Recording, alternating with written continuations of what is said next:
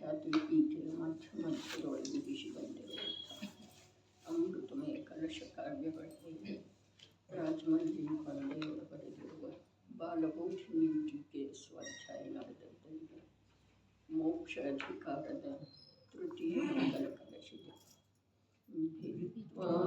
ಸರ್ವಮೀಶ್ವರಕ್ಷಣಬಲಾತ್ ಭೇತುಂ ಹಿ ಶಕ್ಯತೆ ಚಿನ್ಮುದ್ರಾಂಕಿತನಿರ್ವಿಭಾಗಮಹಿಮಾ ಶ್ರುತಶ್ಚ ದೇವಾಸ್ಮ್ಯಹಂ ವಿದ್ಯಂತೆ ಅಧಿಕಾರಾಣಿ ಯದಿವಾ ಧರ್ಮಾಗುಣಾಯತಿ ವಿದ್ಯಂತಾಂ ಲಕ್ಷ್ಮ್ಯಾಸ್ತಿಕಾಚನವಿಭೋ ಭಾವೇ ಶುದ್ಧೇ ಚಿತಿ. ಭಾವಾರ್ಥವು ಈ ಪ್ರಕಾರವಿದೆ. ಯಾರಿಗೆ ಶುದ್ಧ ಸ್ವರೂಪದ ಅನುಭವವಾಗುತ್ತದೆ ಆ ಜೀವನು ಇಂಥ ಪರಿಣಾಮ ಎಂದರೆ ಸಂಸ್ಕಾರವುಳ್ಳವನಿರುತ್ತಾನೆ. ಅಹಂ ಶುದ್ಧ ಚಿತ್ ಅಸ್ಮಿ ಏವ. ನಾನು ಶುದ್ಧ ಚೈತನ್ಯ ಮಾತ್ರ ಇದ್ದೇನೆ. ನಿಶ್ಚಯದಿಂದ ಹೀಗೆ ಇದ್ದೇನೆ. ಇಲ್ಲಿ ಚೈತನ್ಯದೊಳಗ ಜ್ಞಾನ ದರ್ಶನ ಎರಡೂ ಇದ್ದಾವೆ ಅನ್ನೋದ ಆಗಮದ ಕಥನೆ ಇದ್ರೂ ಕೂಡ ಚೈತನ್ಯ ಅಂತಂದ್ರೆ ಒಂದು ಜ್ಞಾನ ಅಲ್ಲ, ಒಂದು ದರ್ಶನ ಅಲ್ಲ, ಅಥವಾ ಜ್ಞಾನ ದರ್ಶನ ಎರಡೂ ಅಲ್ಲ. ಹಾಗಾದರೆ ಏನಿದೆ? ಚೈತನ್ಯ ಸಮಗ್ರ ವಸ್ತುವಿನ ಯಾವ ಅರೂಪೀಯ ಅಸಂಖ್ಯ ಪ್ರದೇಶಗಳಿದ್ದಾವೆಯೋ, ಅದರಲ್ಲಿ ಯಾವ ಆಕಾಶದ ಪ್ರದೇಶದ ಅನಂತ ಗುಣಿತ ಗುಣಗಳಿದ್ದಾವೆಯೋ, ಅದರದ ವರ್ತಮಾನದ ಯಾವ ಅನಂತ ಪರ್ಯಾಯಗಳಿದ್ದಾವೆಯೋ, ಅವು ಎಲ್ಲವುಗಳದ್ದು ಅಭೇದ ರೂಪದ ಯಾವ ಒಂದು ಸಂವೇದನೆ ಇದೆಯೋ, ಯಾವ ವರ್ತಮಾನ ಪರ್ಯಾಯ, ಯಾವ ಪರ್ಯಾಯ? ಪ್ರತಿಯೊಂದು ಗುಣದ ಪರ್ಯಾಯವನ್ನು ಒಳಗೊಂಡಿರುವಂತಹ ದ್ರವ್ಯ ಪರ್ಯಾಯ. ಅದರದೇನು ದ್ರವ್ಯದ ಅಸಂಖ್ಯ ಪ್ರದೇಶ ರೂಪದ ಸರ್ವ ಭಾಗದಲ್ಲಿ ಸಮಾನ ರೂಪದ ಯಾವ ಒಂದು ನಿರಾಕುಲ ಶಾಂತಿ, ಪರಮ ತೃಪ್ತಿ, ಸಮಗ್ರ ಸರ್ವಸ್ವರೂಪದ ಯಾವ ಅನುಭವ ಇದೆಯೋ ಅದು ಚೇತನ ಮಾತ್ರ ಅನ್ನುವಂಥ ಶಬ್ದದಿಂದ ವಾಚ್ಯವಿರುವಂಥ ವಿಷಯ ಇದೆ. ಶಬ್ದ ಅತ್ಯಂತ ಸೀಮಿತ ಇದಾವೆ ಅಲ್ಲ, ಚಿಕ್ಕದ ಇದೆ. ಇದಾವೆ ಅನ್ನೋ ಬಹಳ ಶಬ್ದಗಳದ್ದು ಮಾತಿಲ್ಲ, ಅತ್ಯಂತ ಚಿಕ್ಕದೇ ಇದೆ. ಆದ್ರೆ ಆ ಚಿಕ್ಕದಾದಂತಹ ಶಬ್ದದ ವಾಚ್ಯ ರೂಪದ ಭಾವ ಇಡೀ ಮೂರು ಲೋಕ ಮೂರು ಕಾಲವನ್ನು ವ್ಯಾಪಿಸುವಷ್ಟೇ ಇದೆ. ಮೂರು ಲೋಕ ಮೂರು ಕಾಲವನ್ನು ವ್ಯಾಪಿಸುವಷ್ಟು ಅರ್ಥಾತ್ ಸಮಗ್ರ ದ್ರವ್ಯನೇ ಇದೆಯಲ್ಲ, ಆಗಿದೆ. ಮೂರು ಲೋಕ ಮೂರು ಕಾಲವನ್ನು ಸಹಜ ಲೀಲಾ ಮಾತ್ರ ಅನ್ನುವಂಥ ಶಬ್ದವಂತಲ್ಲ ಇದೆ.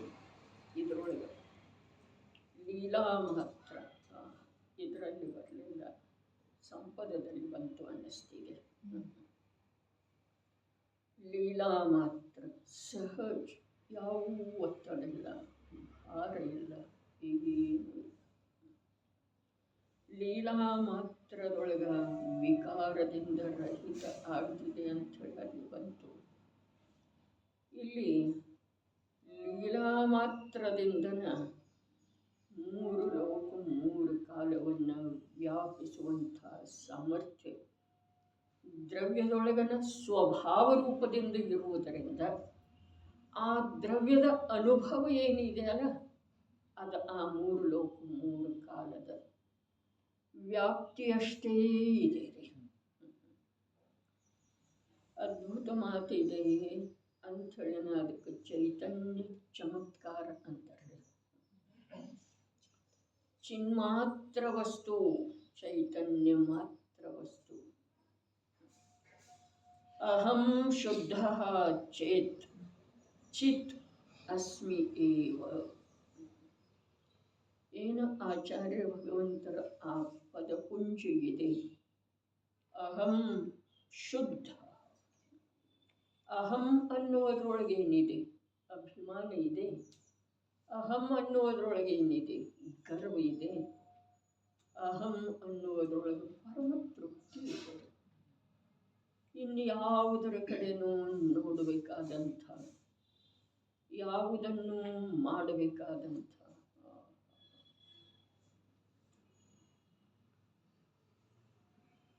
ಧರ್ಮಕ್ಷೇತ್ರದೊಳಗೆ ಧರ್ಮದ ಕಾರ್ಯ ಮಾಡೋ ವೇಳೆದೊಳಗೆ ನಮಗೆ ಬೆಟ್ಟದಷ್ಟು ಭಾರ ಇದೆ. ಭಾರದ ಅನುಭವ ಇದೆ, ಕರ್ತೃತ್ವದ ಅನುಭವ ಇದೆ. ಸಹಜತೆಯ ಸ್ವೀಕಾರ ನಮಗೆ ವಿಕಲ್ಪದೊಳಗೆ ಕೂಡ ಆಗ್ತಾ ಇಲ್ಲ.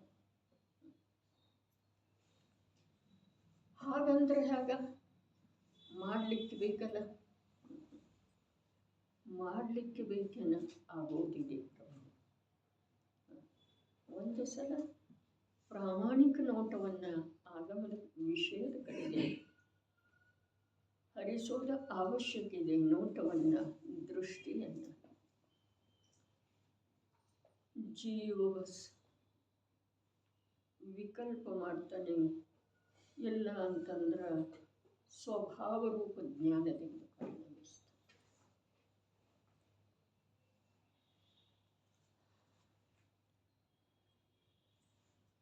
ಯಾವುದೇ ಪ್ರಕಾರದಿಂದ ಇಲ್ಲಿ ನಮಗೆ ಜವಾಬ್ದಾರಿ ವಹಿಸುವಂಥದ್ದೇನಿದೆ? ಇಲ್ಲಿ ಶಾಸ್ತ್ರದ ಎದುರಿಗೆ ಕೂತು ಮಾತಾಡೋದು. ಮುಂದೇನಿದೆ ಅದು ನಮ್ಮ ದುರ್ಬಲತೆಗೆ ಅನುಸಾರವಾಗಿ ಏನಾಗ್ತಿದೆ. ಪ್ರಾಮಾಣಿಕ ಅರೆ ಇಂಥ ಮಹಾಭಾಗ್ಯದಿಂದ ವಸ್ತುವಿನ ಸ್ವತಂತ್ರತೆಯನ್ನು ತಿಳಿಸಿಕೊಡುವಂಥ ಜನಶಾಸನದ ಸಾನ್ನಿಧ್ಯಕ್ಕೆ ಬಂದಿದ್ದೇವೆ. ಯಾವ ಕಾರ್ಯಕ್ರಮ ಮಾಡುವುದರ ಹಿಂದೆ ನಮ್ಮ ಉದ್ದೇಶ ಒಂದು ಆತ್ಮಕಲ್ಯಾಣದ್ದು ಇದೆಯೋ ಅಥವಾ ಇಲ್ಲ ಅವಲೋಕನ ಮಾಡ.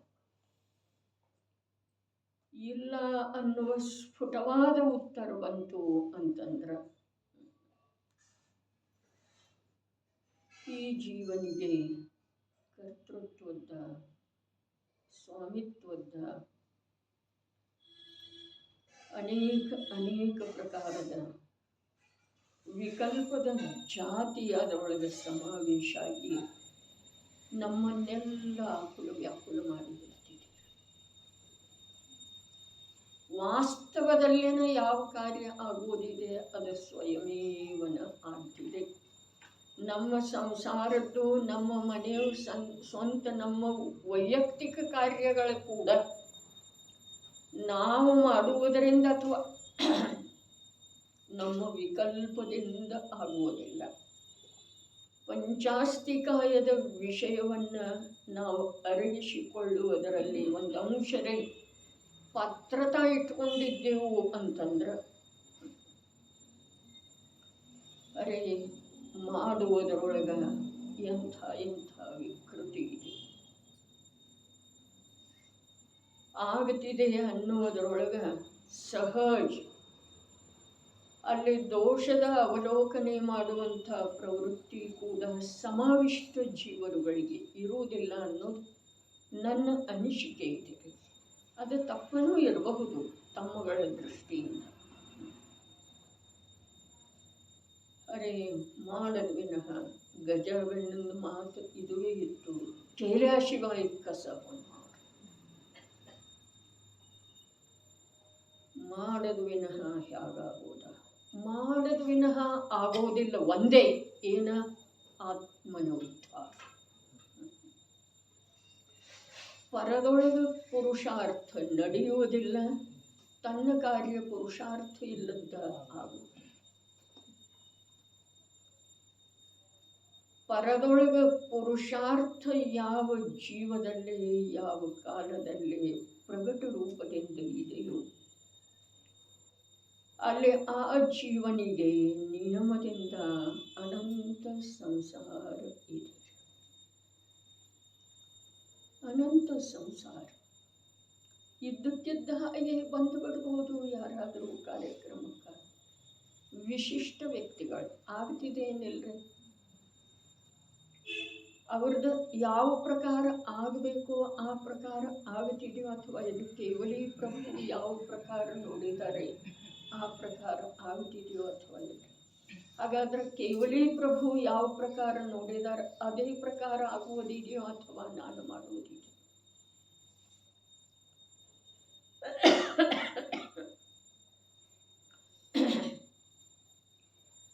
ಈ ಅಜ್ಞಾನದಿಂದ ಈ ಕರ್ತೃತ್ವದಿಂದ ಕಾರ್ಯಕ್ರಮಗಳು ನಿಂತು ಹೋಗ್ತವೆ. ತಿಳಿತಾ ಇದೆಯಲ್ಲ, ನಿಂತು ಹೋಗ್ತವೆ. ಯಾಕೆ ಅಂತಂದ್ರೆ ಜೀವನಿಗೆ ಅನ್ನಿಸ್ತಿದೆ ನಮ್ಮ ಕಡೆಯಿಂದ ಯಾವ ಅಪರಾಧ ಆಗಬಾರ್ದು, ಎಲ್ಲರದ್ದು ವ್ಯವಸ್ಥೆ ಆಗಬೇಕು. ಈ ಪ್ರಕಾರದೇನು ಅನ್ನಿಸಿಕೆ ಇದೆಯಲ್ಲ, ಈ ಅನ್ನಿಸಿಕೆನ ಕಾರ್ಯಕ್ರಮದ ಸಲುವಾಗಿ ಉತ್ಸಾಹವನ್ನು ಕುಂದುಗೊಳಿಸ್ತವೆ, ಕಮ್ಮಿ ಮಾಡ್ತವೆ.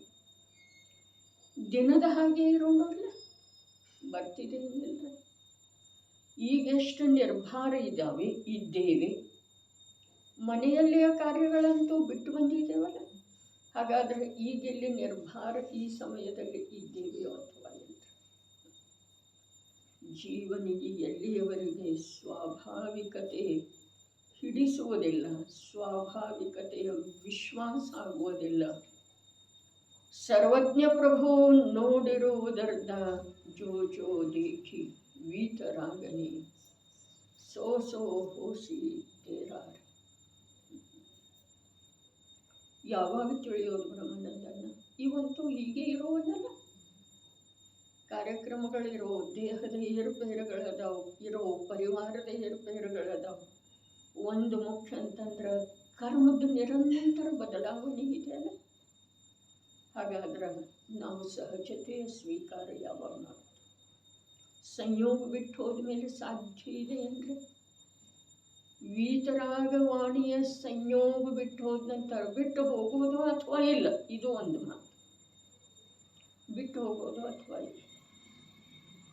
ಹಾಗಾದ್ರೆ ಅದು ಬಿಟ್ಟು ಹೋದ ನಂತರ ಸಾಧ್ಯ ಇದೆಯಲ್ಲ? ಸಹಜ, ಅರ್ಥಾತ್ ವಸ್ತು ಸ್ವಾತಂತ್ರ್ಯದ ಸ್ವೀಕಾರ ಮಾಡುವ ಅವಕಾಶ ಅಂಥೇಳಿನ ಅನ್ಯಕ್ಷೇತ್ರೇ ಕೃತಂ ಪಾಪಂ ಪುಣ್ಯಕ್ಷೇತ್ರೇ ಅಥವಾ ಧರ್ಮಕ್ಷೇತ್ರೇ ವಿನಶ್ಯತೆ. ಧರ್ಮಕ್ಷೇತ್ರೇ ಕೃತಂ ಪಾಪಂ. ಏನು ಪಾಪ? ನಾವೇನು ಯಾವ ಜೀವದ ಹಿಂಸೆ ಮಾಡ್ತಾ ಇಲ್ಲ, ಎಲ್ಲ ಪರಿಶುದ್ಧವಾಗಿಯೇ ಮಾಡ್ತಾ ಇದ್ದೀವಿ. ಆದರೆ ಮಾಡಬೇಕು, ಯೋಗ್ಯ ಆಗಬೇಕು ಅನ್ನುವ ಭಾವನೆ ಏನಿದೆ, ಸುಸೂತ್ರವಾಗಿ ಆಗಬೇಕು ಅನ್ನುವ ಭಾವನೆ ಏನಿದೆ, ಪಾಪಿದೇನು ಪುಣ್ಯ ಇದೆ. ರಾಗದೊಳಗೆ ಎರಡು ವಿಧ ಹೇಳಿದಾರಲ್ಲ, ಒಂದು ಪ್ರಶಸ್ತ, ಒಂದು ಅಪ್ರಶಸ್ತ. ಸಂಸಾರ ಶರೀರ ಭೋಗಕ್ಕೆ ಸಂಬಂಧಿಸಿದ ಹಾಗೆ ಏನು ರಾಗ ಇದೆ ಅದ ಅಪ್ರಶಸ್ತ ಇದೆ. ದೇವಶಾಸ್ತ್ರ, ಗುರು ಪ್ರಭಾವನ ಮೊದಲಾದವುಗಳಿಗೆ ಸಂಬಂಧಿಸಿದ ಯಾವ ರಾಗ ಇದೆಯಲ್ಲ ಅದು ಪ್ರಶಸ್ತ ಇದೆ. ಪ್ರಶಸ್ತಿದ್ರೂ ಏನಿದೆ ರೀ? ರಾಗ ಇದೆ. ರಾಗ ಮಾತ್ರ ಎಲ್ಲ ಏನಿದೆ? ಅಗ್ನಿ ಇದೆ ರೀ. ಬಂಧದ ಮಾತು ನಂತರ ರೀ ಅಗ್ನಿ, ಅರ್ಥಾತ್ ವರ್ತಮಾನದೊಳಗೆ ನನ್ನ ಚೈತನ್ಯ ಆನಂದವನ್ನು ಸುಟ್ಟು ಹಾಕುವಂಥದ್ದು ಬೇಕೇನ್ರಿ? ಅದ ಎಲ್ಲ ಯಾವ ರೀತಿ ವಸ್ತುವಿನ ಸ್ವತಂತ್ರತೆ ಇದೆಯೋ ಆ ರೀತಿ ವಿಶ್ವದ ವ್ಯವಸ್ಥಾಪಕ ನಾನಲ್ಲ, ದೇಹದ ವ್ಯವಸ್ಥಾಪಕ ಅಲ್ಲ. ಹೀಗಿರುವಳೆದೊಳಗ ಅನ್ಯ ಯಾವುದರದ ವ್ಯವಸ್ಥಾಪಕ ನಾನಿದ್ದೆ. ಮೋಕ್ಷ ತಾನಾಗೇ ಆಗುವುದಿಲ್ಲ. ಇಲ್ಲಿ ಅಹಂ ಶಬ್ದ ಇದೆಯಲ್ಲ, ಅದರದ ಅರ್ಥ ಮಾಡ್ತಾ ಇದೆ. ಅಹಂ ಶಬ್ದದ ಇಲ್ಲಿ ಆಚಾರ್ಯ ಪ್ರಭುವಿನ ಮೂಲಕ, ಭಗವಾನ್ ಕುಂದ ದೇವರ ಮೂಲಕ ಅಹಂ ಏಕೋ ಬಂತಲ್ಲ, ಅಲ್ಲಿ ಏನಿದೆ ರೀ, ಆ ಓರ್ವ ಶುದ್ಧಾತ್ಮನನ್ನು ಹೊರತುಪಡಿಸಿ ಅವರ ದೃಷ್ಟಿಯೊಳಗ ಯಾವುದರದ್ದು ಸ್ವಲ್ಪ ಮಾತ್ರ ಕೂಡ ಕರ್ತೃತ್ವ, ಭೋಕ್ತೃತ್ವ, ಸ್ವಾಮಿತ್ವ ಇಲ್ಲ. ಅಹಂದೊಳಗೆ ಏನಿದೆ, ಒಂದು ಶಬ್ದ, ಆ ಅಹಂ ಶಬ್ದದೊಳಗೆ ಒಂದೇ ಒಂದು ಶಬ್ದದ ಅರ್ಥ ಹೇಳುವಂತಂದ್ರೆ ಪರಿಪೂರ್ಣ ತೃಪ್ತಿ. ಅಹಂದೊಳಗೆ ಏನಿದೆ, ಸರ್ವಸ್ವದ ಸ್ವೀಕಾರ ಇದೆ, ಪರಿಪೂರ್ಣ ತೃಪ್ತಿ ಇದೆ.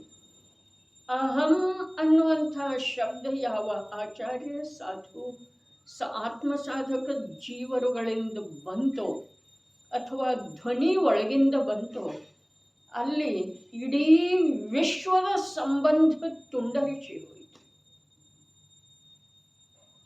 ಆ ಶುದ್ಧ ಏಕ ಚಿತ್ ಸ್ವರೂಪ ಅವೆಲ್ಲ ಮುಂದಿನ. ಆದ್ರೆ ಒಂದು ಅಹಂದೊಳಗೆ ಏನಿದೆ ಅಂತಂದ್ರೆ ಇಡೀ ವಿಶ್ವದ, ನಿನ್ನೆ ಹೇಳಿತ್ತಲ್ಲ ಪ್ರವಚನ ಸಾರದ ಮಾತ, ನಾನು ಅನ್ಯದವನಿಲ್ಲ, ಬರವನಲ್ಲ.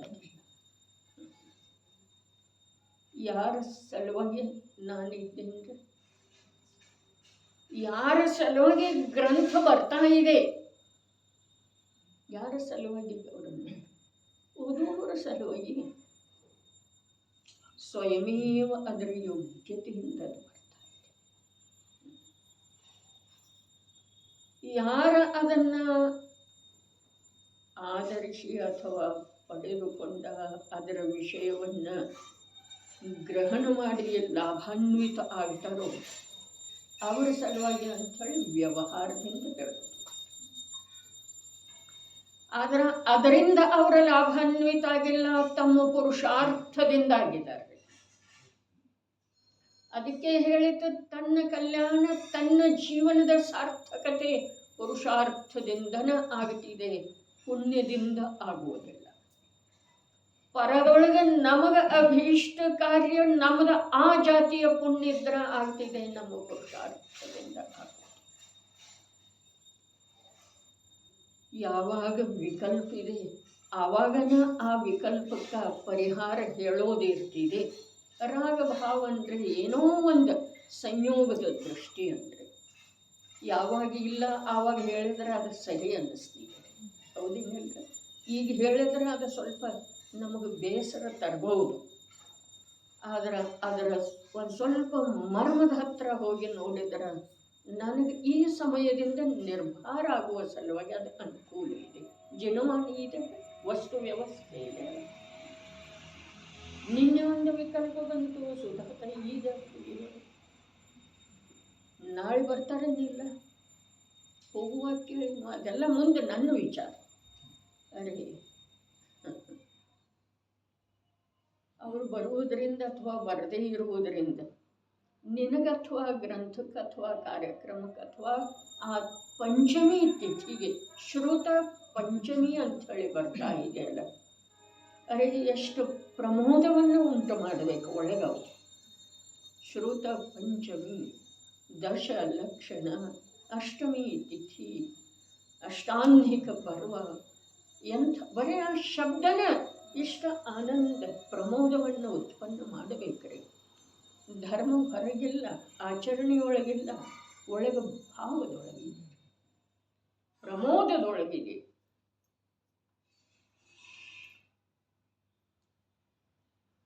ಸಂವೇದನದೊಳಗಿದೆ. ಸಂಬಂಧಿಕರ ಇದರೊಳಗೆ ಸಮಾವೇಶ ಆಗಲಿ ಅನ್ನೋ ಭಾವ ಏನಿದೆ, ನನಗೆ ಸಿಕ್ಕಂಥ ಲಾಭದಿಂದ ನನ್ನನ್ನು ದೂರ ಇಡುವಂಥದ್ದು ಇದೆ. ಹೌದು, ನೀವು ನನ್ನ ಮಗಳನ್ನು ಇದ್ದಿದ್ರೆ ಒಳ್ಳೆಯದಿತ್ತು, ಮಗನೂ ಇದ್ದಿದ್ರೆ ಒಳ್ಳೆಯದಿತ್ತು. ಈ ಪ್ರಕಾರದ ಭಾವ ಸ್ವಾಭಾವಿಕ ಬರ್ತಾವಲ್ಲ. ಆದ್ರೆ ಆ ಭಾವ ನನಗೆ ಉಪಲಬ್ಧ ಏನು ಮಹಾನ್ ಸನ್ನಿವೇಶ ಇದೆಯಲ್ಲ, ಅದರಿಂದ ನನ್ನನ್ನು ಅಷ್ಟರೇ ದೂರ ತಗೊಂಡು ಹೋಗ್ತಾವೇನಿಲ್ಲ, ಉಪಯೋಗ ಅವ್ರ ಕಡೆ ಹೋಯ್ತಾ ಅಷ್ಟೇ. ಬರೀ ಅಷ್ಟೇ ಒಂದು ಸಮಯನೇ ಹೋಗಿರ್ತಿದೆಯೋ ಅಥವಾ ಮತ್ತೆ ಏನೇನೋ ಮಾಡ್ತಾ ಭ್ರಮಿಸ್ತಾ ಇರ್ತಿದೆ. ಅದು ನಾವು ತಿಳ್ಕೊಳ್ಳುವಂಥ ವಿಷಯ.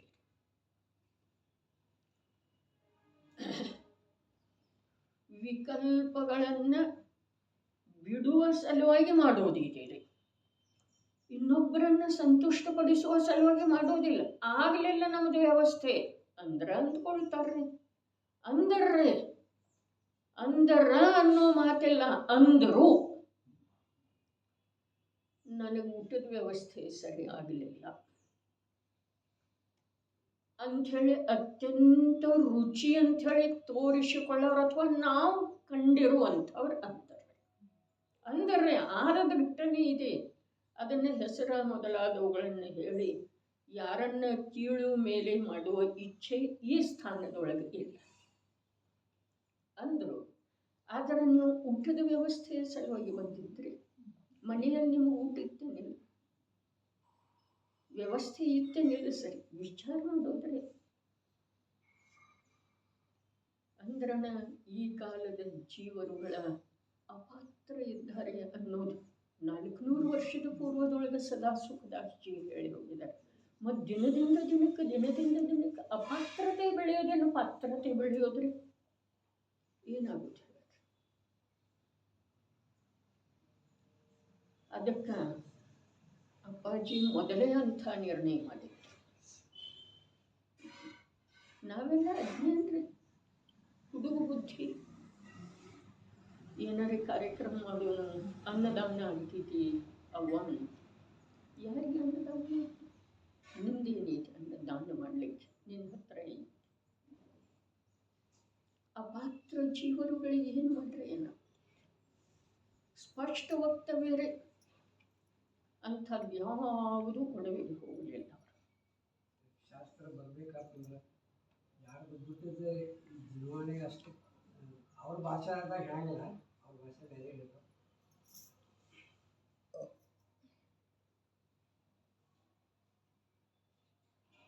ಹಾಗಾದ್ರೆ ನಾವು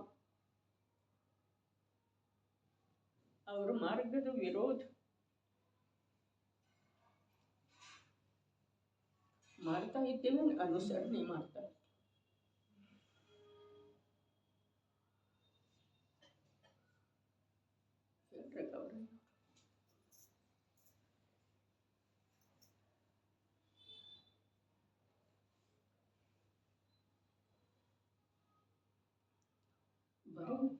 जनरली यावदू माता केल्याने होत नाही, केल्याशिवाय बी होत.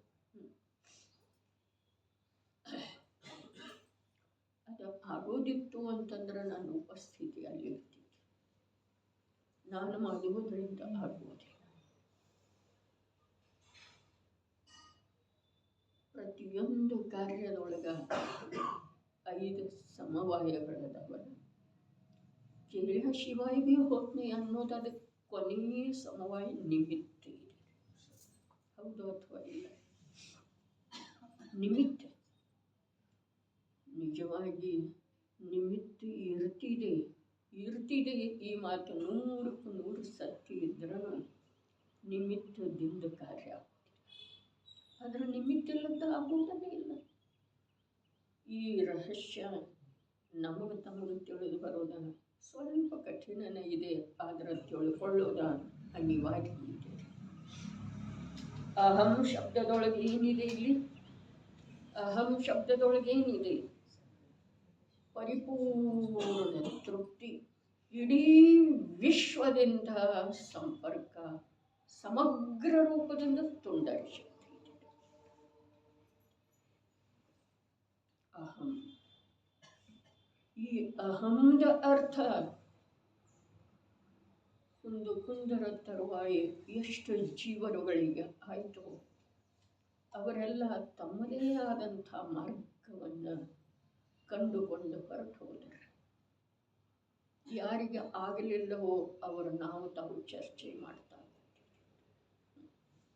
ಅಹಂ ಶುದ್ಧ ಚಿತ್ ಅಸ್ಮಿ ಏವ, ನಾನು ಶುದ್ಧ ಚೈತನ್ಯ ಮಾತ್ರ ಇದ್ದೇನೆ, ನಿಶ್ಚಯದಿಂದ ಹೀಗೇ ಇದ್ದೇನೆ. ಈ ಮೋಕ್ಷ ಅಧಿಕಾರದೊಳಗ ಈ 182ನೇ ಕಲಶಕ್ಕಿಂತ ಮೊದಲ ಆಚಾರ್ಯ ಕುಂದು ದೇವರು ಗಾಥೆ ಎಂಥವದವು ಅನ್ನೋದು ನೋಡಿದಿರಲ್ಲ? ನೋಡಲಿಲ್ಲ, ನಿಶ್ಚಿತನ. ಆದ್ರೆ ಇವತ್ತಲ್ಲ, ಅವುಗಳನ್ನು ಹೋಗಿ ಮನೆಯಲ್ಲಿ ನೋಡೋದಿದೆ. ಇಲ್ಲಿ ಸಮಯಸಾರ ಗ್ರಂಥ ಇದೆ, ಆದರೆ ನಾನೀಗ ಅದನ್ನು ಇಲ್ಲಿ ತೆಗೆಯೋದಿಲ್ಲ. ತಾವು ಹೋಗಿ ನೋಡೋದಿದೆ. ಈ ಶಬ್ದ ಏನು ಬಂತಲ್ಲ, ನಿಶ್ಚಯದಿಂದ ಹೀಗೇ ಇದ್ದೇನೆ ಅನ್ನುವ ಶಬ್ದ ಏನು ಬಂತಲ್ಲ, ಇದು ರಾಜಮಲ್ ಪಾಂಡೆಯ ಮನೆಯದಲ್ಲ, ಅಮೃತಚಂದ್ರಾಚಾರ್ಯರ ಮನೆ ಮಾತಲ್ಲ, ಕುಂದಾಚಾರ್ಯರ ಗಾಥೆಗಳಲ್ಲಿ ಆ ಶಬ್ದ ವಸ್ತು ಸ್ವರೂಪದಲ್ಲಿ ಅದಾವ್ರಿ. ಸರ್ವಜ್ಞ ಪ್ರಂಗಿತ ವಸ್ತು ಸ್ವರೂಪದ ವಿವೇಚನೆಯಲ್ಲಿ ಅದಾವ್ರಿ. ಏನ ನಿಶ್ಚಯದಿಂದ ಹೀಗೇ ಇದ್ದೇನೆ. ಹೇಗಿದ್ದೇನೆ? ಶುದ್ಧ ಚೈತನ್ಯ ಮಾತ್ರ. ಯಾರಿಗೆ ಅನ್ನಿಸ್ತಿದೆ ಹೀಗೆ? ಯಾರ ಮನುಷ್ಯನ ಮೇಲೆ ಯಾರ ಪರಿಣಾಮದೊಳಗೆ ಈ ಪ್ರಕಾರದ ಪರಿಣಾಮ ಇದೆ? ಶುದ್ಧ ಸ್ವರೂಪದ ಅನುಭೂತಿ ಯಾರು ಮಾಡಿದಾರೋ, ಮಾಡ್ತಾ ಇದ್ದಾರೋ, ನಿನ್ನೆ ಮಾಡಿರುವ ಭೂತಕಾಲದ ಮಾತಿಲ್ಲ, ಅನುಭವವಾಗುತ್ತದೆ ಅಂತ ಹೇಳಿದ್ದಾರೆ. ಅನುಭವ ಆಗ್ತಾ ಇದೆ ಪ್ರತಿ ಸಮಯಕ್ಕೆ. ನಿಮಗೆ ಆಗಮದ ಭಾಷೆಯಲ್ಲಿ ಬೇಕಾದ್ರೆ ಶುದ್ಧ ಪರಿಣತಿ ಅಂತಾರಲ್ಲ, ಆತ್ಮನ ಅನುಭೂತಿ ಅರ್ಥಾತ್ ಸಮ್ಯಕ್ ದರ್ಶನ ಆದ ನಂತರ ಶುದ್ಧ ಪರಿಣತಿ ಅಖಂಡ ಇರ್ತಿದೆಯೇ ಅನ್ನುವ ಆಗಮ ವಚನದ ಮೇಲೆ ನಮಗೆ ವಿಶ್ವಾಸ ಇದೆಯೇನಿಲ್ಲ, ನಮಗೆ ಆ ಆಗಮ ವಚನದ ಪರಿಚಯ ಇದೆಯೇನಿಲ್ಲ? ಇದೆ. ಹಾಗಾದ್ರೆ ಆ ಶುದ್ಧ ಪರಿಣತಿ ಇರುವಂಥ ಸಮ್ಯಕ್ ದೃಷ್ಟಿ ಜೀವನಿಗೆ ಏನು ಆಗ್ತಾ ಇದೆ? ಆ ಆತ್ಮನ ಅನುಭವ ಆಗ್ತಾ ಇದೆ. ಯಾವುದರ ಮೂಲಕ? ಶ್ರದ್ಧಾಗುಣದ ಪರ್ಯಾಯ, ಶ್ರದ್ಧೆಯ ಜೊತೆಗೆ ನಿರಂತರ ಜೀವಿಗೆ ಮತ್ತು ಪ್ರಕಾಶದ ಹಾಗೆ ಇರುವಂಥ ಜ್ಞಾನಗುಣದ ಪರ್ಯಾಯದಲ್ಲೇ ಆತ್ಮನ ಅನುಭವ ಆಗ್ತಾ ಇದೆ. ಎಂಥ ಆತ್ಮಂದ? ಶುದ್ಧ ಸ್ವರೂಪದ. ಯಾರಿಗೆ ಶುದ್ಧ ಸ್ವರೂಪದ ಅನುಭವವಾಗುತ್ತದೆ ಆ ಜೀವನ ನರಕದಲ್ಲಿ ಇದ್ದರೂ ಕೂಡ, ಸ್ವರ್ಗದಲ್ಲಿ ಇದ್ರೂ, ತಿರಿಯಂಚಗತಿಯಲ್ಲಿದ್ರೂ ಕೂಡ ಅವನಿಗೆ ಹೀಗೆ ಅನುಭವ ಆಗ್ತಿದೆ. ಇಂಥ ಪರಿಣಾಮ ಇರ್ತಾವ ಅವನಿಗೆ, ಇಂಥ ಸಂಸ್ಕಾರ ಇರ್ತಿದೆ. ಎಂಥದ್ದ? ನಾನು ಶುದ್ಧ ಚೈತನ್ಯ ಮಾತ್ರ ಇದ್ದೇನೆ, ನಿಶ್ಚಯದಿಂದ ಹೀಗೆ ಇದ್ದೇನೆ. ಬಹಳ ಅದ್ಭುತ ರೀ. ನಿಶ್ಚಯದಿಂದ ಹೀಗೆ ಇದ್ದೇನೆ. ಹಾಗಾದ್ರೆ ವ್ಯವಹಾರದಿಂದ ಬೇರೆ ಇದ್ದೇನೇನ? ನಿಶ್ಚಯದಿಂದ ಹೀಗೆ ಇದ್ದೇನೆ, ಇದರ ಅರ್ಥ ಏನು? ವ್ಯವಹಾರದಿಂದ ಬೇಕಾದ್ರೆ ನಾನು ರಾಗಿ, ದ್ವೇಷಿ, ಸಂಸಾರಿ, ವ್ರತಿ, ನಾರಕಿ, ಮನುಷ್ಯ ಇದ್ದೇನೆ, ಹೀಗೆಂದ್ರೆ ಅರ್ಥ? ನಿಶ್ಚಯದಿಂದ ಹೀಗೆ ಇದ್ದೇನೆದ ಅರ್ಥ ಏನ? ನಿಶ್ಚಯದಿಂದ ಹೀಗೇ ಇದ್ದೇನೆ, ಇದರದ ಅರ್ಥ ನಾವೇನು ಗ್ರಹಣ ಮಾಡೋದಿಲ್ಲ. ನಿಶ್ಚಯದಿಂದ ಹೀಗೇ ಇದ್ದೇನೆ ಅರ್ಥಾತ್ ಹೀಗೇ ಇದ್ದೇನೆ, ಇದನ್ನು ಹೊರತುಪಡಿಸಿ ಬೇರೆ ಏನು ಅಂಶ ಮಾತ್ರ ಕೂಡ ನನ್ನ ದೃಷ್ಟಿಯೊಳಗ ಇನ್ನೊಂದು ರೂಪದಿಂದ ಇರುವಿಕೆದಲ್ಲ, ಇನ್ನೊಂದು ರೂಪದ ಇರುವಿಕೆಯ ಸ್ವೀಕಾರ ಇಲ್ಲ. ಇದು ಒಂದನ್ನು ಹೊರತುಪಡಿಸಿ ಯಾವ ಪ್ರಕಾರ ಪತಿವ್ರತೆ ಸ್ತ್ರೀಗೆ ಪುರುಷ ಸರ್ವಸ್ವ ಅದಾನೆ, ಪತಿ ಸರ್ವಸ್ವ ಇದ್ದಾನೆ. ಹಾಗಾದ್ರೆ ಅವಳಿಗೆ ಸತತ ವಿಚಾರ ಬರ್ತಿರ್ಬೋದೇನ, ಇವನನ್ನು ಬಿಟ್ಟು ಉಳಿದದ್ದೆಲ್ಲ ನನಗೇನು ಅವ್ರ ಪತಿ ಅಲ್ಲ, ಅವ್ರ ಅಣ್ಣ ಇದ್ದ ಹಾಗೆ, ತಮ್ಮ ಅರೆ ಕಥನ ಮಾಡಿದ್ರೆ ಮಾಡ್ಬೋದು. ಆದ್ರೆ ಆಕೆ ದೃಷ್ಟಿಯೊಳಗೆ ಏನಿರ್ತಿದೆ, ಅವಳ ಪರಿಣತಿಯೊಳಗೆ ಏನಿರ್ತಿದೆ, ಇನ್ನೊಬ್ಬ ಪುರುಷನ ಸ್ವೀಕಾರನೇ ಇಲ್ಲ, ಸತ್ತಾನೇ ಇಲ್ಲ. ಅಂದ್ರೆ ಅವಳ ವಿಶ್ವದೊಳಗ ಇನ್ನೊಬ್ಬ ಪುರುಷನ ಸತ್ತಾನೇ ಇಲ್ಲ, ಇಲ್ಲನಲ್ಲ. ಹೀಗೇ ಇದ್ದೇನೆ, ಹಾಗೆ ಶುದ್ಧ ಚೈತನ್ಯ. ಅಹಂ ಶುದ್ಧ ಚಿತ್ ಅಸ್ಮಿ ಏವ. ನಾನು ಅಹಂ ಶಬ್ದದೊಳಗ, ಅಹಂ ಶಬ್ದದ ಅರ್ಥ ಏನು ಮಾಡಿದ್ರು, ಶಬ್ದಶಃ ನಾನು. ಹಾಗಾದ್ರೆ ನಾನು ಅನ್ನುವ ಯಾವ ಅನುಭವ, ಅನಿಸಿಕೆ, ಪರಿಣಾಮ, ಸಂಸ್ಕಾರ ನಮ್ಮಲ್ಲೇ ಇದೆ ಅಲ್ಲ. ನಾನು ಶಬ್ದ ಅಲ್ರಿ, ಅದ 2 ಅಕ್ಷರ ಅಲ್ಲ. ನಾನು ಅನ್ನುವ ಪರಿಣಾಮ ಏನು ಆಂತರ್ಯದಿಂದ ಉದಿಸಿ ಬರ್ತಾ ಇದೆಯಲ್ಲ, ಅದು ಏಕ ಪ್ರಕಾರ ಇದೆ ನಮ್ಮಲ್ಲೇ. ನಾನು ಅನ್ನುವಂಥದ್ದೇನು ಧ್ವನಿ ಒಳಗಿನಿಂದ ಬರ್ತಾ ಇದೆಯಲ್ಲ, ಅದಕ್ಕೆ ಶಬ್ದ ಬೇಕಿಲ್ಲ, ಶಬ್ದದ ಅವಶ್ಯಕತೆ ಇಲ್ಲ, ವಿಕಲ್ಪದ ಅವಶ್ಯಕತೆ ಇಲ್ಲ. ಆದರೆ ನಾನು ಅನ್ನೋದೇನು ಪ್ರತಿ ಸಮಯಕ್ಕೆ ಬರ್ತಾ ಇದೆಯಲ್ಲ, ಅದರೊಳಗೆ ಏಕ ಪ್ರಕಾರತೆ ಇದೆಯೇನ. ಯಾವ ವಸ್ತುವಿನ ಹತ್ರ ಹೋಗ್ತೇವೆ, ಯಾವ ಕಾರ್ಯದ ಹತ್ರ ಹೋಗ್ತೇವೆ, ಆ ರೂಪ ನಾನು ಅನ್ನೋದು ತಾನಾಗೇನ ಬದಲಿ ಆಗ್ತಿದೆ.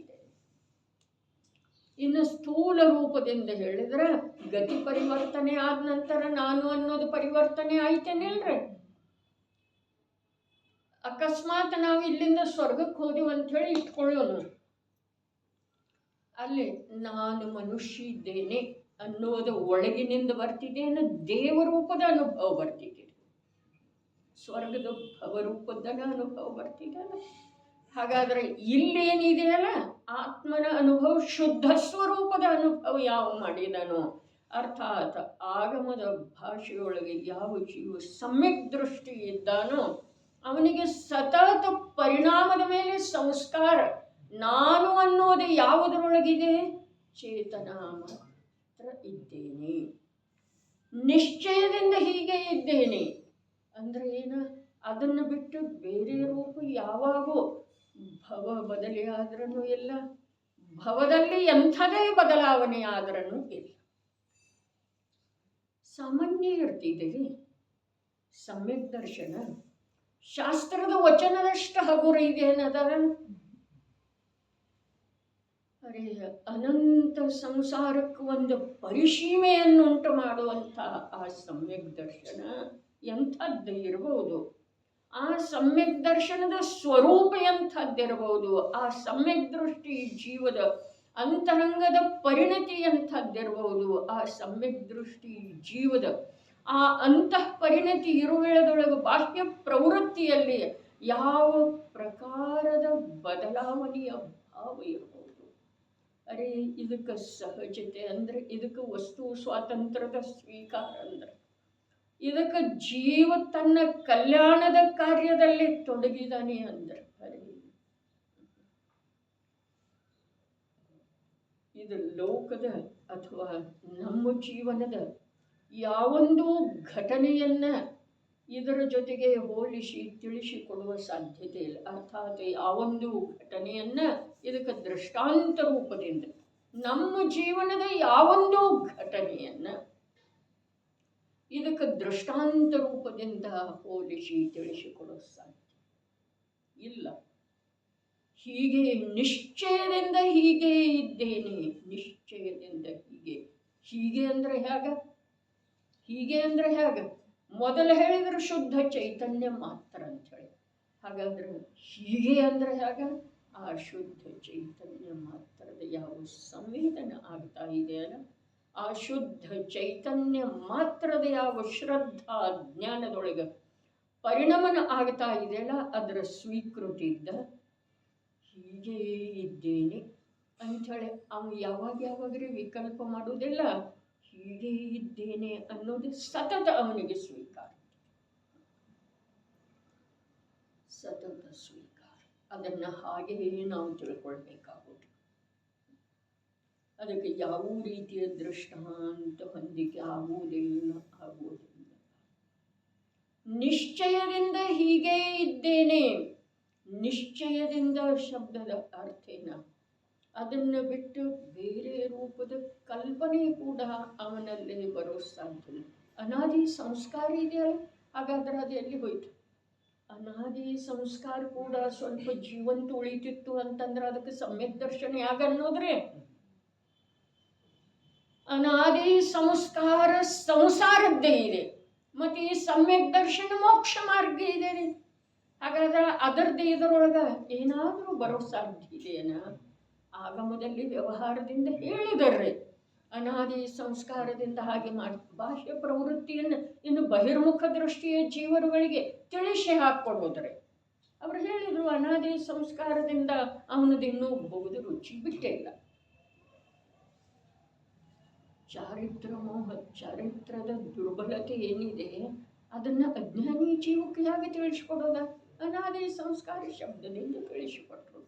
ಆದ್ರೆ ಅನಾದಿ ಸಂಸ್ಕಾರ ಮೋಕ್ಷ ಮಾರ್ಗದೊಳಗೆ ಕಾರ್ಯ ಮಾಡುತ್ತಿದೆಯನ, ಅದರದ ಪ್ರಭಾವ ಇರ್ತಿದೆಯನ ವಾಸ್ತವದಲ್ಲಿ ವಿಚಾರ ಮಾಡೋದು. ಮಿಥ್ಯಾತ್ವ ಸಮ್ಯಕ್ತ್ವ ತದ್ವಿರುದ್ಧದವೆಂದ್ರೆ ತದ್ವಿರುದ್ಧದವೇನು ಸ್ವಲ್ಪ ಹೋಲಿಕ್ಕಿದ್ದೀರಿ? ತದ್ವಿರುದ್ಧದವೇ. ಹಾಗಾದ್ರೆ ಒಮ್ಮೆ ಅವು ಪಶ್ಚಿಮ ದಿಕ್ಕಿನ ಗಮನವನ್ನು ಬಿಟ್ಟು ಪೂರ್ವ ದಿಕ್ಕಿಗೆ ಬಂದ ನಂತರ ಆ ಸಂಸ್ಕಾರ ಹೇಗಿರ್ತಿದ್ದೀರಲ್ಲಿ? ಮತ್ತು ಪಶ್ಚಿಮ ದಿಕ್ಕಿನಿಂದ ಸ್ವಲ್ಪ ಹೋಗ್ತಂದ್ರೆ ಸಂಸಾರ ಮಾರ್ಗ ಬೇರೆ ಇದೆ, ಮೋಕ್ಷ ಮಾರ್ಗ ಬೇರೆ ಇದೆ. ಮಾರ್ಗ ಒಂದೇ ಇದೆ, ಜೀವ ಒಬ್ಬನೇ ಅದನು. ಅದರ ವಿಮುಖತೆ ಮತ್ತು ಸನ್ಮುಖತೆ. ಯಾವುದರ ಸನ್ಮುಖದನಲ್ಲ ಆ ವೇಳೆದೊಳಗೆ ಅದರ ವಿರುದ್ಧ ದಿಕ್ಕಿನಿಂದ ವಿಮುಖದ. ಯಾವುದರಿಂದ ವಿಮುಖದನಲ್ಲ ಆ ಸಮಯದೊಳಗೆ ಅದರ ವಿರುದ್ಧ ದಿಕ್ಕಿನ ಸನ್ಮುಖದ. ಹಾಗಾದ್ರೆ ಸಂಸ್ಕಾರ ಇಲ್ಲಿ ಹೇಳಿದರಲ್ಲ, ಒಂದು ಸಮಯದ ಅನುಭೂತಿ ಏನಿದೆಯಲ್ಲ ಅದು ಅನಾದಿ ಸಂಸ್ಕಾರವನ್ನು ಸರ್ವಥಾ ತೆಗೆದುಹಾಕುವಂಥದ್ದು ಇದೆ. ಯಾಕೆ ಅಂತಂದ್ರೆ ಅಲ್ಲಿ ನ್ಯಾಯ ಇದೆಯಲ್ಲ, ಏನು ನ್ಯಾಯ ಇದೆ? ಸ್ವ ಮತ್ತದು ಪರ. ಎಲ್ಲಿ ಸ್ವದ ರುಚಿ ಬಂತು, ಸ್ವದ ನಿರ್ಧಾರ ಆಯಿತು, ಸ್ವದ ಅನುಭೂತಿ ಆಯಿತು, ಸ್ವದಲ್ಲಿರುವಂಥ ಸುಖ ನಿಧಿಯ ಪರಿಚಯ ಆಯಿತು, ಅವನು ಯಾವ ಸುಖದ ಸಲುವಾಗಿ ಪರದ ಕಡೆಗೆ ಹೋಗ್ತಾ ಇದ್ದ ಅದರ ಕಡೆ ಹೋಗೋದು ಸಾಧ್ಯ ಇದೆಯೇನ? ಯೋಚನೆ ಮಾಡೋದ್ರೆ ನಾವು ಧರ್ಮ ಅಂದ್ರೆ ನಾವು ಹೇಗೆ ಮಾಡ್ತಾ ಇದ್ದೀವೋ ಹಾಗೆ, ಧರ್ಮಾತ್ಮ ಅಂದ್ರೆ ನಮ್ಮ ಹಾಗೇನೆ ಇರ್ತಾನೆ ಅಂಥೇಳಿ ನಾವು ತಿಳಿತೀವಿ. ಹಾಗಿರೋ ಸಾಧ್ಯ. ವಿರುದ್ಧ ಮಾರ್ಗ ಇದೆ. ಹೊರಗೆ ಕಾಣಿಸ್ತಾನಲ್ಲ ಅವನು ಸಂಸಾರಿ, ಅರೆ ಕಾಣಿಸ್ತಾ ಇದೆ, ಅದು ಅನ್ಯ ದ್ರವ್ಯ ಇದೆ ರೀ. ಅವ ಅಲ್ಲದ, ಜೀವಲ್ಲ. ಜೀವಲ್ಲಿ ಕಾಣಿಸ್ತಿದೆ ನಮಗೆ. ನಿಯಮಸಾರದ ಅನುಸಾರ ನಾವು ವ್ಯಂಜನ ಪರ್ಯಾಯವನ್ನು ಜೀವ ಅಂತ ಹೇಳಿ ತಿಳ್ತೀವಿ. ಜೀವದ ಆಕಾರ, ದೇಹದ ಆಕಾರ, ಜೀವದ ಆಕಾರ. ಇಂದ್ರಿಯ ಗೋಚರ ಅಂದಿದ್ದಾರೆ. ಇಂದ್ರಿಯ ಕಣ್ಣು ಅದಾವ, ಒಂದಿಷ್ಟು ಕಣ್ಣು ಬಿಟ್ಟು ಆಗಮ ನೋಡ್ಬೇಕ್ರಿ. ಮನಸ್ಸಿದೆ, ಒಂದಿಷ್ಟು ಮನಸ್ಸಿನಿಂದ ವಿಚಾರ ಮಾಡಬೇಕು. ಯಾವುದರದೆಲ್ಲ ಅಯೋಗ್ಯ ವಿಚಾರ ಮಾಡ್ತಾ ಇರ್ತೇವಲ್ಲ, ಯಾವುದು ಆಗೋದಿಲ್ಲ ಅದರ ವಿಚಾರ ಮಾಡ್ತಾ ಇರ್ತೇವಲ್ಲ, ಯಾವುದಾಗುವುದಿಲ್ಲ, ಈ ದೇಹ ಸ್ಥಿರ ಇಲ್ಲ, ಅದನ್ನು ಸ್ಥಿರ ಅಂಥೇಳಿನ ವಿಚಾರ ನಿರಂತರ ಅದನ್ನು ಸ್ಥಿರ ಇಟ್ಕೊಳ್ಳೋದನ್ನು ಪ್ರಯತ್ನ ಮಾಡ್ತಾ ಇರ್ತೇವೆ. ಅಥವಾ ಅಂಥೇಳಿನ ಟೋಡರ್ಮಲ್ಲರು ಏನು ಹೇಳಿರು? ಯಾವ ಪ್ರಕಾರ ವಸ್ತುವಿನ ಸ್ವರೂಪ ಇದೆ ಆ ಪ್ರಕಾರ ಮಿಥ್ಯಾ ದೃಷ್ಟಿ ಜೀವ ತಿಳಿಯುವುದಿಲ್ಲ. ಯಾವ ಪ್ರಕಾರ ಆತ ಮನ್ನಿಸಿದಾನೆ ಹಾಗೆ ವಸ್ತು ಸ್ವರೂಪ ಇಲ್ಲ. ಹೀಗಿದ್ದ ಕಾರಣ ಅವನ ದುಃಖ ದೂರ ಆಗುವುದು. ಎಲ್ಲ ಕೇಳೋದ, ನೆನಪಿನೊಳಗೆ ಇಟ್ಟುಕೊಳ್ಳೋದ ಅಷ್ಟು ಇದೆ ನಮ್ಮ ಕರ್ತವ್ಯ. ನೆನಪಿನಲ್ಲಿ ಇಟ್ಟುಕೊಳ್ಳೋದು ಏನ? ಶಬ್ದ. ಶಬ್ದ ನಿಂತಿದೆ.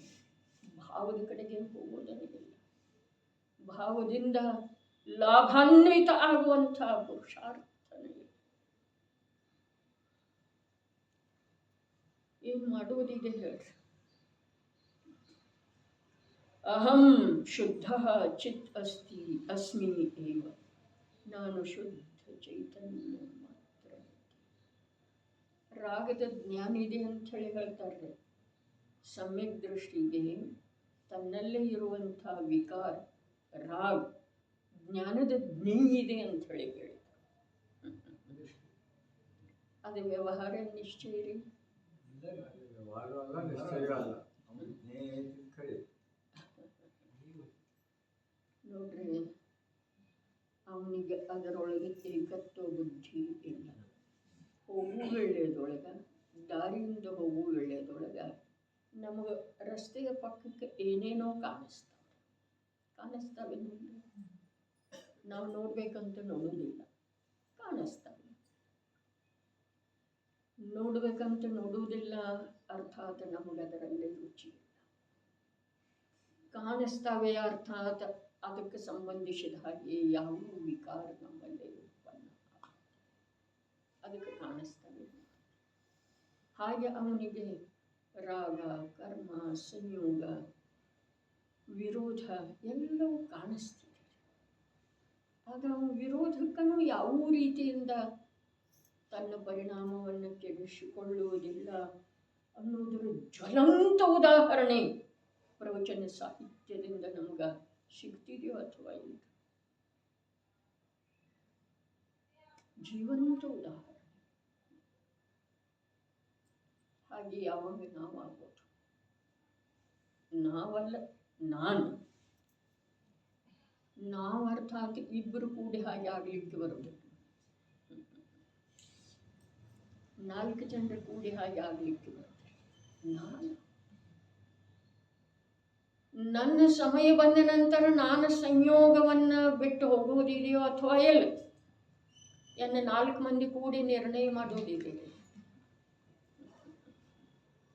ದೇಹದೊಳಗೆ ಬರುವಂಥ ರೋಗ, ವೃದ್ಧಾಪ್ಯ, ಮರಣ ಇವೆಲ್ಲವುಗಳಲ್ಲಿ ನಾನು ಏಕಾಕಿ ಹೋಗುವುದಿದೆ ಏನಿಲ್ರಿ? ಇಲ್ಲ ಶಶಿಕಾಂತ್ ಬಾಯ್. ಹಾಗಾದ್ರೆ ತತ್ವದ ನಿರ್ಣಯ 2 ಜನ 4 ಜನ ಕೂಡಿ ಮಾಡೋದಿದೆ, ಸ್ವಂತಕ್ಕೆ ಮಾಡೋದಿದೆ. ಒಳಗೆ ಕಠಿಣ ಇದೆ ರೀ. ಹೀಗೆ ಬಂತು ಅಂತಂದ್ರೆ ಕಠಿಣ ಆಯ್ತು. 4 ಜನ ಕೂಡಿ ಮಜಾದೊಳಗೆ ಮಾತಾಡ್ಕೊಂಡು ಇದ್ರೆ ಧರ್ಮ ಒಳ್ಳೆಯದು. ಆದರೆ ಯಾವತ್ತೂ ಗುರಿ ಇಲ್ಲದ ಮರಣದ ಮುಖದೊಳಗೆ ಏಕಾಕಿಯಾಗಿ ಜೀವ ವಿಚಾರ ಮಾಡುತ್ತೆ. ನಿಶ್ಚಯದಿಂದ ಹೀಗೆ ಇದ್ದೇನೆ. ಚಿನ್ಮುದ್ರಾಂಕಿತ ನಿರ್ವಿಭಾಗ ಮಹಿಮಾ. ಎಲ್ಲಿದ್ದಾರೆ? ರಾಜ್ಮಲ್ ಪಾಂಡೆ ಎಲ್ಲಿದ್ದಾರೆ? ಅಮೃತ ಚಂದ್ರ ದೇವಿ ಎಲ್ಲಿದ್ದಾರೆ? ಚಿನ್ಮುದ್ರಾಂಕಿತ ನಿರ್ವಿಭಾಗ ಮಹಿಮಾ. ಚಿನ್ಮುದ್ರ ಚೇತನಾ ಗುಣಗಳ ಮುಖಾಂತರ ಅಂಕಿತ ಚಿಹ್ನಿತ ಮಾಡಲಾಗಿರುವಂಥ ಭೇದಗಳಿಂದ ರಹಿತವಾದ ನಿರ್ವಿಭಾಗ, ಭೇದಗಳಿಂದ ರಹಿತ. ಇದೇನು ಭೇದ ವಿಷಯ ನಿನ್ನೆ ಕೇಳಿದಿರಲ್ಲ. ಜ್ಞಾನದ ವಿಷಯ, ಜ್ಞಾನ ವಿಶೇಷ, ದರ್ಶನ ಸಾಮಾನ್ಯ, ಚೈತನ್ಯ ಅಂದರೂ 2 ಅದಾವೆ. ಏನು ಹೇಳಿದ್ರೆ ಇಲ್ಲಿ ನಿರ್ವಿಭಾಗ ಜ್ಞಾನ ದರ್ಶನ ಅಂತ ಭಾಗ ಇಲ್ಲ. ವಸ್ತುವಿನೊಳಗೆ ಭೇದ ಇಲ್ಲ. ಉಂಡೆ ಇದೆಯಲ್ಲ, ಅದರೊಳಗೆ ತುಪ್ಪ ಇದೆ, ಸಕ್ಕರೆ ಇದೆ, ಯಾವ ಗೋಧಿ ಅಥವಾ ಯಾವುದು ಕಡಲೆ ಹಿಟ್ಟು ಇದೆ, ಬೇಸನ್ ಲಾಡು ಇದೆ, ಗೋಧಿ ಉಂಡೆ ಇದೆ. ಅದರೊಳಗೆ ಎಲ್ಲಿದೆ ಗೋಧಿ ಹಿಟ್ಟು? ಎಲ್ಲಿದೆ ತುಪ್ಪ? ಸಕ್ಕರೆ ಎಲ್ಲಿದೆ? ಸಕ್ಕರೆ, ತುಪ್ಪ, ಗೋಧಿ ಹಿಟ್ಟ ವಿಭಾಗ ಮಾಡಿದೆವು ಕಥನದಲ್ಲೇ ರೀ. ಅಲ್ಲಿ ಎಲ್ಲಿದೆ? ಚಿನ್ಮಾತ್ರ. ಅದೇನಿದೆ? ಲಡ್ಡು ಮಾತ್ರ ಇದೆ. ಗೋಧಿ ಉಂಡೆ ಅಂಥೇಳಿ ಹೇಳೋದು ಕೂಡ ಏನಿದೆ ಅದಕ್ಕೆ? ಅದಕ್ಕೇನಿದೆ? ಬಾಧ ಇದೆ, ಕಲಂಕ ಇದೆ. ಬೇಸನ್ ಉಂಡೆ ಅಂಥೇಳಿ ಹೇಳೋದೇನಿದೆ? ಕಲಂಕ. ಯಾಕೆಂದ್ರೆ ಬೇಸನ್ ಅಷ್ಟೇ ಇಲ್ಲ ಅದರೊಳಗೆ, ಗೋಧಿ ಅಷ್ಟೇ ಇಲ್ಲ ಅದರೊಳಗೆ. ಗೋಧಿ ಉಂಡೆ ಇರೋದನೇ ಇಲ್ಲ, ಬೇಸನ್ ಉಂಡೆ ಇರೋದನೇ ಇಲ್ಲ, ತುಪ್ಪದ ಕೊಡ ಇರೋದನೇ ಇಲ್ಲ, ನೀರಿನ ಗ್ಲಾಸ್ ಇರೋದನೇ ಇಲ್ಲ. ಉಪಚಾರ ಇದೆ ರೀ. ಅಷ್ಟ ಅಜ್ಞಾನ ಯಾರೂ ಇಲ್ಲ ಲೋಕದೊಳಗೆ. ಇಲ್ಲಿ ನಮ್ಮ ಜ್ಞಾನ ನಡೆಯೋದಿಲ್ಲ. ನಿರ್ವಿಭಾಗ ಅದರೊಳಗೆ ಏನೆಲ್ಲ ಇದೆ? ಅದರ ಉಂಡೆಯೊಳಗೆ ಏನಿದೆ? ಉಂಡೆಯೊಳಗೆ ಉಂಡೆ ಇದೆ. ಉಂಡೆಯೊಳಗೆ ಸಕ್ಕರೆ ಇಲ್ಲ, ಉಂಡೆಯೊಳಗೆ ಏಲಕ್ಕಿ ಇಲ್ಲ. ಸಕ್ಕರೆ ಅಂದ್ರೆ ಉಂಡೆ ಅಲ್ಲ, ಏಲಕ್ಕಿ ಅಂದ್ರೆ ಉಂಡೆ ಅಲ್ಲ, ತುಪ್ಪ ಅಂದ್ರೆ ಉಂಡೆ ಅಲ್ಲ.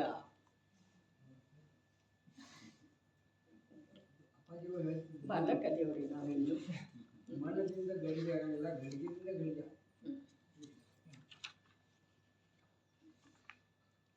ಇದು ಇಲ್ಲಿ ಅದು ಮಣ್ಣಿನ ಸ್ವತಂತ್ರತೆಯನ್ನು ಹೇಳಿದ ಮಾತು ನೀವು ಹೇಳಿದೆ.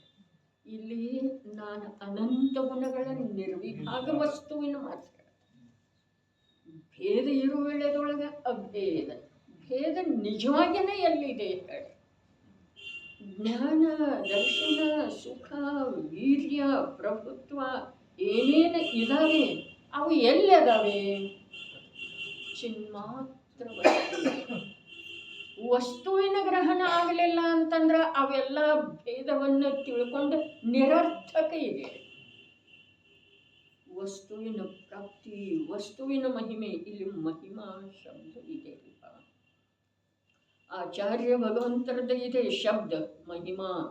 ಇದೇನಿಲ್ಲ ಇಲ್ಲಿ ಬ್ರ್ಯಾಕೆಟ್ ಒಳಗಂತೂ ಇಟ್ಟಿದ್ದಾರೆ, ಅಲ್ಲಿ ಇಲ್ಲದ್ದೇನು ಇಡುವುದಿಲ್ಲ. ಅಲ್ಲಿ ಮೇಲೆ 2ನೇ ಲೈನೊಳಗಿದೆ ನೋಡ್ರಿ, ಚಿನ್ಮುದ್ರಾಂಕಿತ ನಿರ್ವಿಭಾಗ ಮಹಿಮಾ ಶುದ್ಧ ಚಿತ್ ದೇವ ಅಹಂ.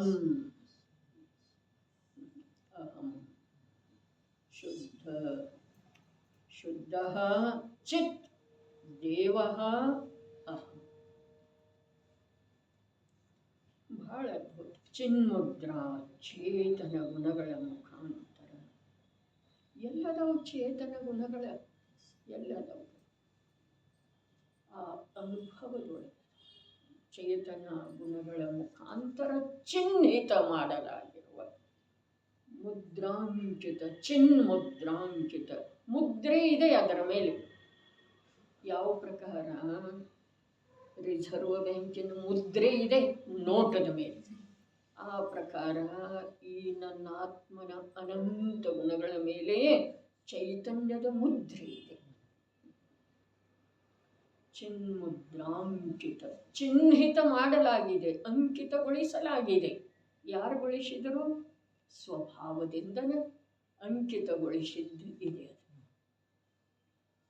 ಪ್ರತಿಯೊಂದು ಗುಣ ಹೇಗಿದೆ? ಚೈತನ್ಯದ ಮುದ್ರೆಯನ್ನು ಹೊಂದಿದೆ. ಚಿನ್ಮುದ್ರಾಂಕಿತ. ಆ ಶಬ್ದದೊಳಗಿರುವ ಭಾವ ಅನ್ಯ ಭಾಷೆಯೊಳಗೆ ಭಾಷಾಂತರ ಮಾಡಿದ್ರೆ ಬರುವುದಿಲ್ಲ. ಚಿನ್ಮುದ್ರಾಂಕಿತ ಮಹಿಮಾ, ನಿರ್ವಿಭಾಗ ಮಹಿಮಾ. ನಿರ್ವಿಭಾಗ ಇದು ಸ್ವಭಾವ. ಆ ಸ್ವಭಾವ ಮಹಿಮಾವಂತ ಇದೆ. ಚಿನ್ಮುದ್ರಾಂಕಿತ ನಿರ್ವಿಭಾಗ ಮಹಿಮಾ ಶುದ್ಧ ಚಿತ್ ದೇವ ಅಹಂ. ಚೇತನ ಗುಣಗಳ ಮುಖಾಂತರ ಚಿಹ್ನಿತ ಮಾಡಲಾಗಿರುವ ಭೇದಗಳಿಂದ ರಹಿತ.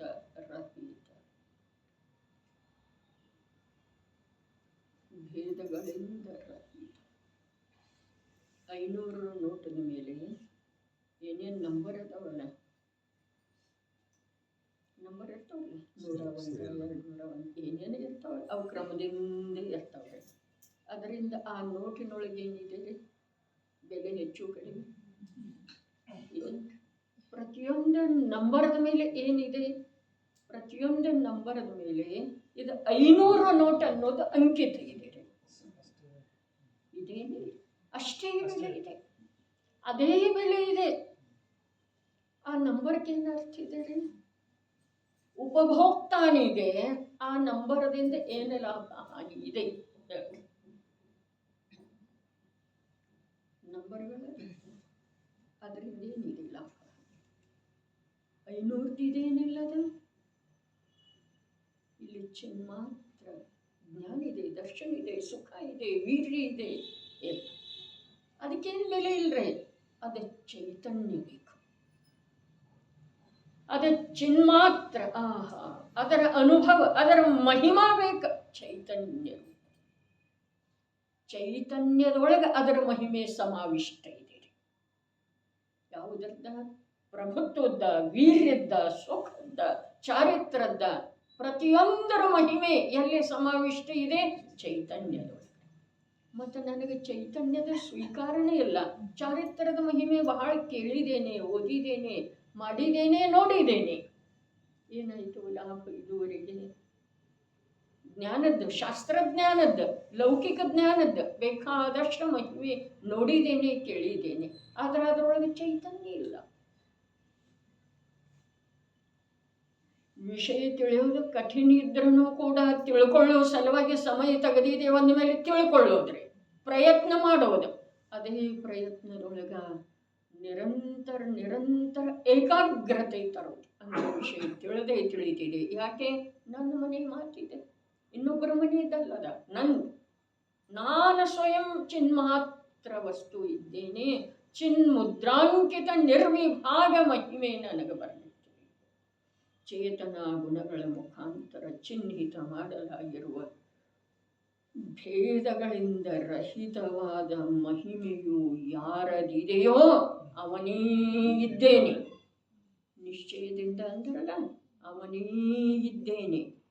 ಇದಕ್ಕೆ ಸಂಬಂಧಿಸಿದ ಹಾಗೆ ಇದರ ಪೂರ್ವದ ಗಾಥೆಗಳನ್ನು ತೆಗೆದು ನೋಡೋದಿದೆ. ಇವತ್ತು ಮನೆಯೊಳಗೆ ಹೋದ ಮೇಲೆ, ಹೋದ ಕೂಡಲೇ ಅಥವಾ ಯಾವಾಗ ಬಿಡುವು ಸಿಗುತ್ತಿದೆ, ಬಿಡುವು ಸಿಗುವುದಿಲ್ಲ, ಬಿಡುವು ತೆಗೆಯೋದಿದೆ.